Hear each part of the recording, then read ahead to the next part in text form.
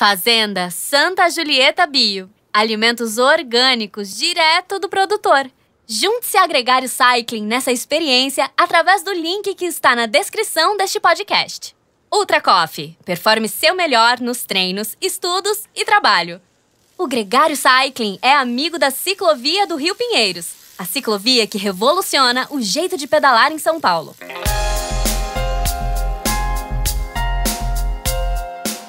Felipe Savioli, bem-vindo de volta a Gregário. Você aqui já tem a chave da casa e, inclusive, o coração dos nossos ouvintes, porque toda vez que você aparece, os nossos ouvintes aparecem muito. Recentemente, quando a gente fez uma lembrança do histórico e campeão de audiência perda de peso, os nossos ouvintes e seguidores compareceram em peso. Então, em nome dos ouvintes da Gregário, obrigado por estar conosco aqui. Oi, Álvaro. Olá, pessoal. Queria agradecer mais uma vez o convite por estar aqui. É sempre um prazer juntar uma paixão que eu tenho, o ciclismo, o triatlon, junto com a minha profissão, trazendo aí informações com qualidade, com uma certa confiabilidade aí para o nosso público. E aqui nós estamos propondo um desafio que não é trivial, até porque é um assunto que merece muito respeito e tem que ser tratado com cuidado, que é uma série especial sobre doping, no qual nós vamos ter 3 episódios. O primeiro episódio falando sobre performance ligado a estratégias de melhora no sangue, do fluxo do sangue. O segundo sobre perda de peso e ganho de massa muscular.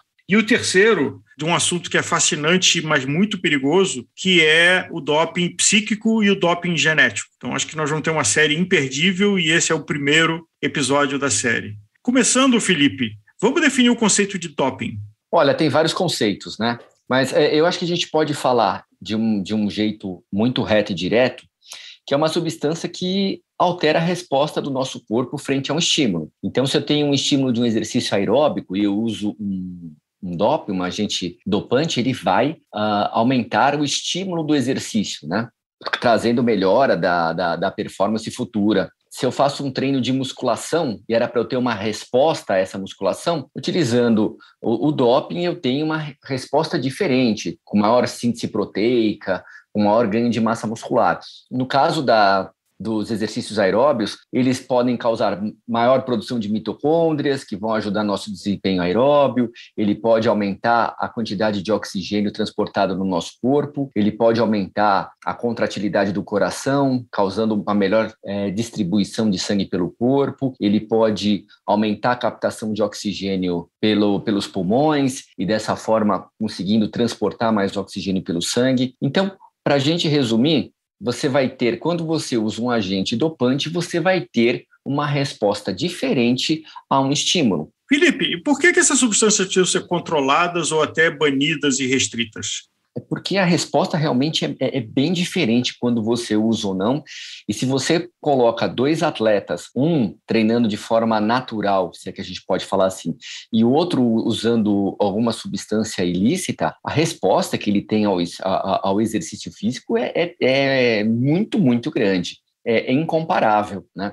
Então, para ficar a concorrência de uma forma mais igualitária e que o atleta ele tenha o seu desempenho alcançado por meio de treino, descanso e alimentação, foram banidas algumas substâncias onde aumentavam em muito o desempenho desses atletas, que vai contra a fisiologia humana, né?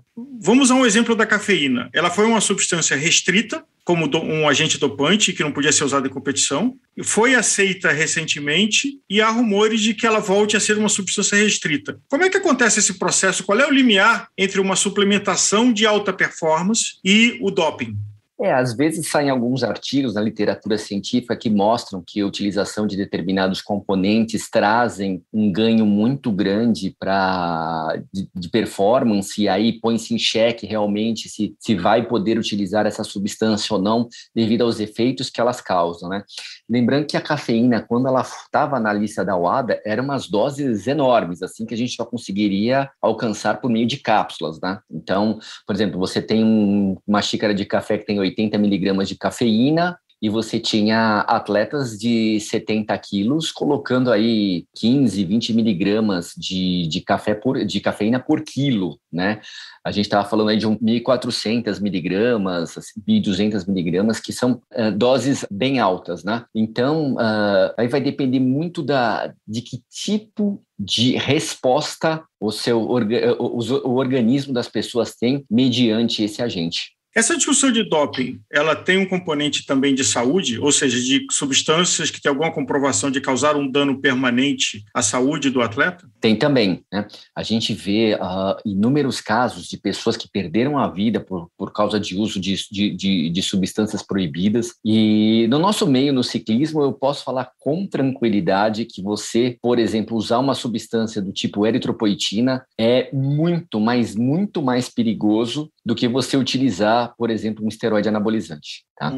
Sendo que o esteroide anabolizante ele não é livre dos efeitos colaterais, né? A gente vê pessoas aí que se tiveram problemas, sequelas graves com o uso de esteroides, mas o uso de eritropoetina, é claro que eu não vou ensinar os ouvintes a como utilizar, mas existem uma série de outras substâncias que são utilizadas junto com a eritropoetina para minimizar os riscos de morte mesmo.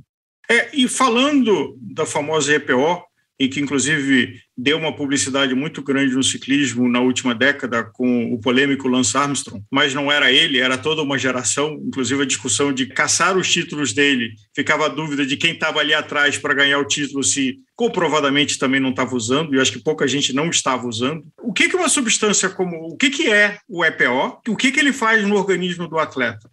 O EPO é conhecido como eritropoetina, hormônio produzido no rim, que ele aumenta a quantidade de células vermelhas no sangue. E essas células vermelhas, elas são responsáveis por transporte de oxigênio. Então, se eu uso uma eritropoetina sintética, uma medicação, eu aumento a minha hemoglobina, né, o meu hematócrito. Hemoglobina é a proteína que transporta o oxigênio, o hematócrito é a quantidade que eu tenho da massa dessas células vermelhas em relação ao plasma. Então, eu aumento, meu sangue fica mais viscoso, se é que eu posso falar assim, e ele acaba tendo um poder de transporte de oxigênio maior. O transporte de oxigênio maior vai me beneficiar uma atividade aeróbia, uma atividade como se fosse um ciclismo de estrada, uma corrida de 10 quilômetros, 21. Mas ele tem uma finalidade de uso terapêutico isso, tá? Existem pessoas, principalmente pessoas que têm insuficiência renal, que acabam tendo uma diminuição da produção desse hormônio, e por isso existe a medicação sintética para essas pessoas utilizarem, e outras pessoas também que têm outros tipos de problema relacionado ao rim, a produção de células vermelhas, e aí você ficar, entre aspas, normal ou diminuir os sintomas que esse problema gera. O problema é quando você pega uma pessoa saudável, que tem uma boa hemoglobina, um bom hematócrito, e você está usando isso para aumentar seu desempenho, para aumentar a performance que você vai ter numa prova. E o passaporte biológico foi justamente por causa disso. O passaporte biológico, eles faziam exames de sangue periódicos para ver quanto que estava hemoglobina e hematócrito, né? Porque muitas vezes você não detectava a substância. Então, por exemplo, se o passaporte biológico, eu pego o ciclista lá, ele tem uma hemoglobina de 16, tá? A gente vai acompanhando. Aí fez um outro exame depois de 1 mês ou 2 meses, deu 16,5. Ótimo. Aí fez um outro exame, deu 16,3. Aí num exame esporádico deu 25 de hemoglobina para ele, entendeu? Uhum. Então, aí, embora eu não tenha detectado a eritropoetina, o exame, o antidoping não tenha detectado a presença da eritropoetina, eu já tinha condições de suspendê-lo por doping, tá? Porque ele não conseguiria atingir aqueles níveis de hemoglobina fisiologicamente falando, a não ser que ele tivesse alguma doença, alguma coisa nesse sentido, queria fazer a investigação e iria descobrir essa doença, né? Mas existem casos que a gente ouve falar de vez em quando de atletas amadores que correm provas amadores de granfondos da vida e que usaram ou até usam até hoje esse tipo de substância. Que risco essas pessoas estão correndo? Olha, a eritropoetina, como eu falei, ela vai aumentar muito a massa de células vermelhas no sangue. E essas células vermelhas são responsáveis pelo transporte de oxigênio. E esse sangue vai ficar mais viscoso. Então, o sangue ele tem uma parte líquida e ele tem uma parte de células, tá? Quando eu uso a eritropoetina, eu aumento muito essa parte das células, né? Então, aumenta a massa, a parte sólida em relação ao total. Então, vamos supor, Álvaro, você foi fazer um exame, um exame de sangue, um hemograma. E aí viu que seu hematócrito era 40%. O que isso quer dizer? Quer dizer que no sangue 40% do que está no sangue são células, principalmente células vermelhas. Os outros 60% são líquido, plasma. Quando você usa eritropoetina, esse hematócrito sobe muito, vai para 60, 55, 65, às vezes até 70. E esse aumento de número de células no sangue proporciona fenômenos que a gente chama de tromboembólicos, né? São fenômenos, assim, são situações onde há oclusão de vasos por causa desse excesso de esse sangue viscoso, né? E aí você pode ter trombose, você pode ter AVC, você pode ter, às vezes, até infarto, dependendo da situação cardíaca que tiver para acontecer, os pré-requisitos para isso acontecer. Então, assim, do ponto de vista agudo, assim, de tempo, é muito, muito maior a chance de você ter um problema mais rápido com a eritropoetina do que, por exemplo, com o esteroide. É muito mais rápido. O esteroide, normalmente, ele causa danos mais no usuário crônico, né? Aquele cara que está usando constantemente e usa constantemente durante meses, anos, e muitas vezes aquele cara que usa e não para, né? Usa de forma contínua. Agora, você pode sim ter problemas com poucas aplicações de eritropoetina. E, Felipe, disso você mencionou de que essa substância, o EPO, cada um de nós consome no seu organismo. Se buscou, nesse momento, o uso externo suplementado para um ganho de performance. Ao fazer isso, o organismo se desregula, ou seja, quem fez isso e suspendeu o uso, e talvez isso de uma forma genérica com doping, uma coisa que o organismo produz naturalmente e você suplementa em doses excessivas, e quando você retira isso, o organismo consegue se reequilibrar normalmente ou tem algum dano que dura mais tempo e eventualmente até permanente? Na eritropoetina são raros os casos das pessoas que não voltam ao normal, né? Mas no uso de esteroides tem muito disso. Então, só fazendo uma analogia, assim, quando a pessoa usa um esteroide anabolizante, a gente já espera que o colesterol bom, entre aspas, vai despencar. Então, assim, o colesterol bom é ideal que ele seja acima de 40. Então, se você pega um atleta que treina bastante aeróbio, e aí ele está com 55, 60, 70. Eu já peguei usuário de esteroide que estava com 7 de HDL, onde o normal é acima de 40. E o LDL, que é o colesterol ruim, entre aspas, ele dispara também, sabe? A gente aceita até uns 130, 160, aí eu já peguei cara que tinha um colesterol normal que foi para 240, né? E pode mexer um pouquinho no triglicérides e aumenta muito a pressão arterial. E aí você pede alguns exames de imagem, podem aparecer uns cistos no fígado, que são muito específicos de usuários de esteroides, sabe? Quando dá um tipo específico de cisto no fígado, a gente sabe mais ou menos o que aquela pessoa está usando. Então, assim, são modificações, são alterações que muitas vezes você para de usar, por exemplo, o esteroide e demora um pouquinho para ficar normal, entre aspas, e que muitas vezes, se o uso foi muito grande durante um período muito prolongado, a pessoa não produz mais testosterona, produz uma quantidade tão pequena que você nem considera. E aí a pessoa tem que fazer reposição de testosterona pro resto da vida.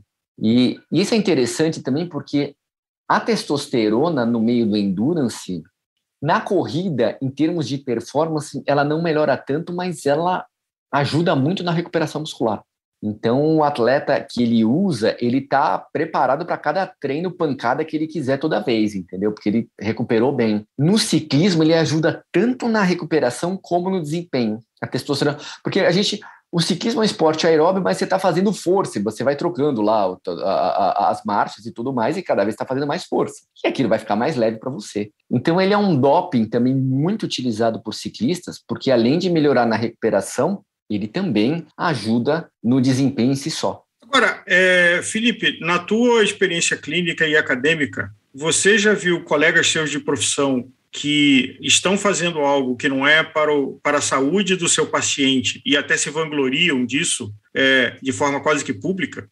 Infelizmente, sim, e eu passei por uma situação dessa há exatamente 9 dias. E a gente fica bobo com a situação que está essa parte de doping de amador e tudo mais. Então foi um evento que teve entre médicos, foi num hotel aqui famoso em São Paulo, e eles queriam pessoas que falassem a favor do doping e contra o doping. E me chamaram para falar contra o doping e tudo mais, tal. E a gente começou a discutir, e ele, para mostrar que era muito bom a prescrição de testosterona para os ciclistas, ele mostrou o quanto que ele prescrevia e mostrou que o atleta dele pegou um pódio por causa da prescrição de testosterona. Ou seja, eu perguntei para ele, falei assim, se ele achava justo o sexto colocado, que não tinha usado nada, ter perdido o troféu para alguém dopado. Foi a pergunta que eu fiz para ele. Aí ele falou assim, não, mas é esporte amador. Tu falei assim, tudo bem, você no sexto lugar, nessa prova, se você ia ficar contente sabendo que você perdeu o pódio porque alguém está dopado. Se você ia ficar contente se você perdeu uma vaga para o Maratona de Boston, ou para a Kona, ou para o Mundial de Meia Ironman, porque alguém na sua frente estava dopado. Se fosse uma prova com antidoping, ele fosse analisado, ele seria desclassificado, teria nome publicado, tal, inclusive o seu nome, porque você dopou o atleta, né? Uhum. E aí fica, não, mas não era por competição, aí fica aquele, não é, e é. Então, infelizmente, os ciclistas vão encontrar muitos profissionais da saúde hoje, que eu não digo prescrever eritropoetina, tá? Porque aí tem que ser um negócio bem pesado. Aí rasga o CRM e joga no lixo. Não, assim, a gente vai querer... eu faço parte de um comitê de ética de uma sociedade esportiva, aqui da Sociedade Paulista de Medicina do Esporte, a gente vai querer a cabeça da pessoa. Mas, assim, em termos de esteroides, isso vai ser difícil uma pessoa não achar um colega hoje para prescrever isso, sabe? Infelizmente. E eu não consigo entender uma outra justificativa se não for um meio financeiro para isso. A gente faz o juramento quando a gente se forma, né? Que juramento de não colocar pessoas em risco, se não der para aliviar a dor, que a gente pelo menos amenize, se não dá para curar a dor, que a gente amenize, uma série de coisas. A gente viu um grupo que não é pequeno de médicos e fazendo inclusive propaganda disso em redes sociais, entendeu? E assim, eu acho que perdeu-se a essência do esporte amador, né?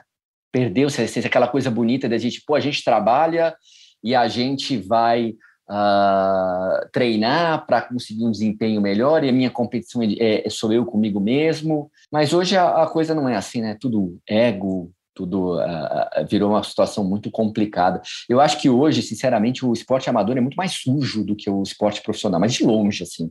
Até porque não tem controle, né? Álvaro, não tem comparação.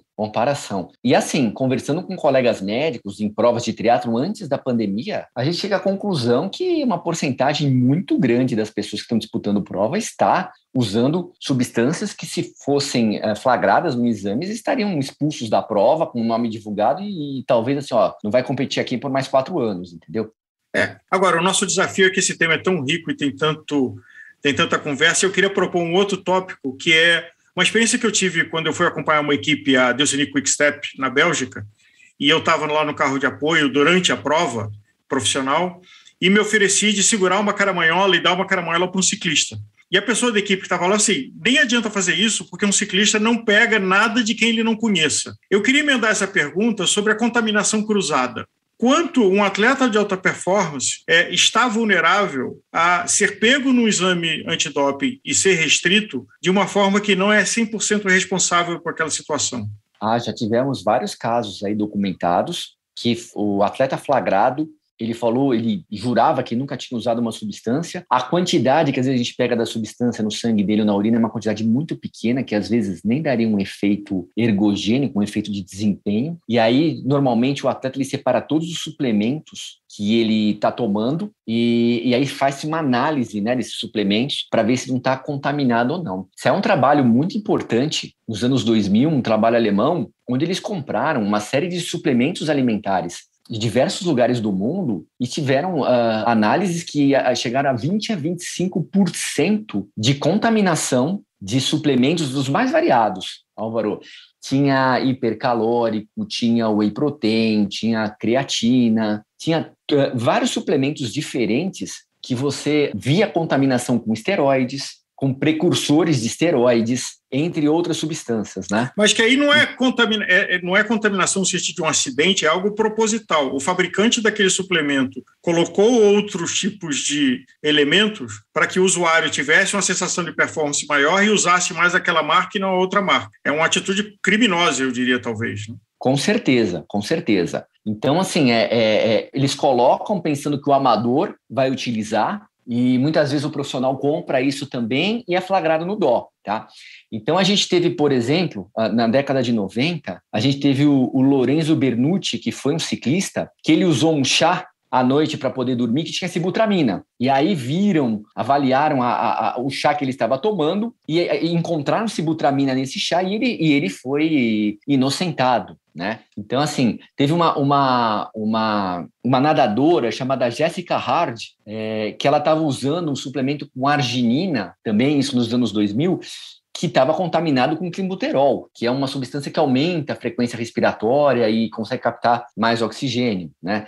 Desse trabalho alemão, os suplementos mais contaminados eram os holandeses. 25% dos suplementos holandeses estavam contaminados com alguma substância. E, por coincidência, se você tem 2 jogadores da seleção holandesa que foram flagrados no doping de futebol. Em 2001, de futebol, da seleção holandesa de futebol, que foi aquele Edgar Davids e o Frank de Boer, que eles foram pegos com nandrolona. Só que assim, pra você ter uma ideia, o nível normal de nandrolona, que é um hormônio que a gente produz, é considerado normal até 2 miligramas. Um cara que se dopa, normalmente ele tem mais de 200, 300. E o Davids foi pego com 2,6. Ou seja, o normal é 2, ele foi flagrado com 2,6. E eu vou dar minha opinião como médico. Esse entre 2 e 2,6 não vai dar diferença nenhuma para ele. E ele jurava que tinha sido algum suplemento. Só que, infelizmente, o Davis não conseguiu provar, não conseguiu detectar qual era o suplemento que ele estava utilizando. E aí, para ver se realmente tinha nandrolona dentro dessa situação. Mas a mesma coisa aconteceu com o Frank de Boer no mesmo ano, que também jurava por uma quantidade pequena, acho que foi 8,6, que foi pego de nandrolona no sangue dele. E também, sinceramente, vai aumentar um pouquinho, mas não é uma coisa que ia dar um resultado muito bom, muito ergogênico, e também, faz a gente suspeitar que possa ser uma contaminação de suplemento, contaminação entre aspas, né? Porque a quantidade que eles põem nesses suplementos não são quantidades absurdas, entendeu? Não é que o cara vai comprar um whey protein contaminado e vai virar o Schwarzenegger, não é isso, entendeu? Uhum. Mas que melhora aí 15% do desempenho dele, que, o cara que estava parado já começa a melhorar um pouquinho isso, é uma grande vitória no cara. Esse suplemento é bom, ele tem qualidade. Às vezes ele tem alguma coisa a mais lá, né? A gente tem que ficar muito atento e a gente não tem estudos nacionais a respeito de contaminação por agentes ergogênicos, né, agentes dopantes, aqui no Brasil. Então, eu não posso nem falar bem nem falar mal. Talvez todos estejam ok, talvez alguns não. Então, eu não tenho uma conclusão, não tenho nada científico que eu possa estar falando sobre isso. Agora, e o doping sanguíneo na estratégia de que você vá fazer um treino de altitude e você faz uma coleta de um sangue que está muito rico, guarda esse sangue para durante, principalmente competições longas, no caso de provas de multietapa de ciclismo, você faz uma transfusão de sangue desse sangue quando o seu corpo, o seu organismo está com sangue de pior qualidade e injeta esse sangue de maior qualidade. Esse é um caso que aconteceu muito e eu não teria certeza se ele acontece zero. Esse tipo de doping ele é muito parecido com a da eritropoetina. Mas eu vou contar uma coisa, eu posso até dar um spoiler aqui. Hoje a coisa está muito mais avançada. Hoje a gente coloca um vírus no atleta. Esse vírus vai do código genético dele, no DNA, e ele mexe no lugar onde a gente produz a eritropoetina e o cara começa a produzir mais eritropoetina que o normal, a própria eritropoetina dele. Então, aproveitando esse gancho, e dá para a gente conversar horas e fazer aqui cada episódio desse, uma maratonada de 24 horas, mas eu acho que a gente está chegando ao fim do primeiro episódio falando sobre performance, e o próximo episódio vamos falar sobre perda de peso e ganho de massa.